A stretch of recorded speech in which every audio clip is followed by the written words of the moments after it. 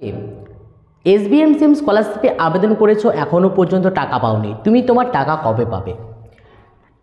Fresh অথবা renewal কারা আগে টাকা পাচ্ছে, কি করলে আগে টাকা পাবে এবং তোমার স্ট্যাটাস এই মুহূর্তে কী দেখাচ্ছে, এই প্রত্যেকটা বিষয় বা তোমার স্ট্যাটাসের এই মুহূর্তে অর্থ কী রয়েছে, এই প্রত্যেকটা বিষয় নিয়ে কিন্তু আজকের এই ভিডিওতে কিন্তু আলোচনা করব।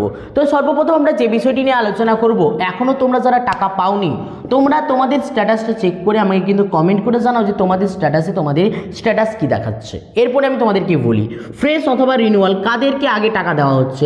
একদম ফাইনালি আমি যদি তোমাদেরকে কথাটা বলি না, ফ্রেশদেরকে সর্বপ্রথম কিন্তু প্রায়োরিটি দেওয়া হচ্ছে, তার পরবর্তীতে কিন্তু রিনিউয়ালদেরকে কিন্তু টাকা দেওয়া হচ্ছে।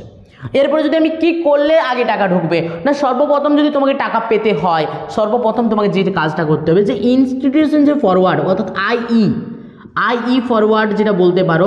তো সর্বপ্রথম তোমরা কিন্তু ইনস্টিটিউশনাল লেভেলে যে ফরওয়ার্ড সেই ফরওয়ার্ডটা কিন্তু তোমরা কমপ্লিট করে নেবে। যদি এখনও পর্যন্ত স্ট্যাটাসে যদি তোমাদের সাবমিটেড দেখাচ্ছে সেটা কিন্তু ইনস্টিটিউশনাল লেভেলের যে ফরওয়ার্ড সেই ফরওয়ার্ডটা তোমরা কিন্তু করিয়ে নাও। তারপর তোমার স্ট্যাটাস এই মুহূর্তে কী দেখাচ্ছে সেই স্ট্যাটাসটার উপর ডিপেন্ড করছে তুমি টাকা কবে পাবে।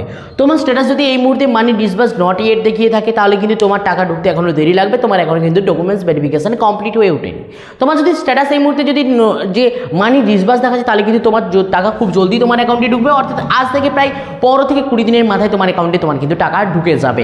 এবং এর সাথে আরেকটা বিষয় নিয়ে তোমাদের সঙ্গে আলোচনা করবো, সেটা হচ্ছে SBM স্কলারশিপে তোমরা যারা আবেদন করেছো তারা কি একসঙ্গে অনেকগুলো স্কলারশিপের টাকা পেতে পারো? ইয়েস, পেতে পারো। তার সঙ্গে তোমরা কিন্তু ওয়েসিস সহ কিন্তু তোমরা ন্যাশনাল, তার সঙ্গে কিন্তু একাধিক কিন্তু নন গভর্নমেন্ট স্কলারশিপের কিন্তু টাকা তোমরা কিন্তু পেতে পারো। এবং একাধিক নন গভর্নমেন্ট স্কলারশিপের আবেদন পদ্ধতি আমরা কিন্তু অলরেডি আলোচনা করেছি।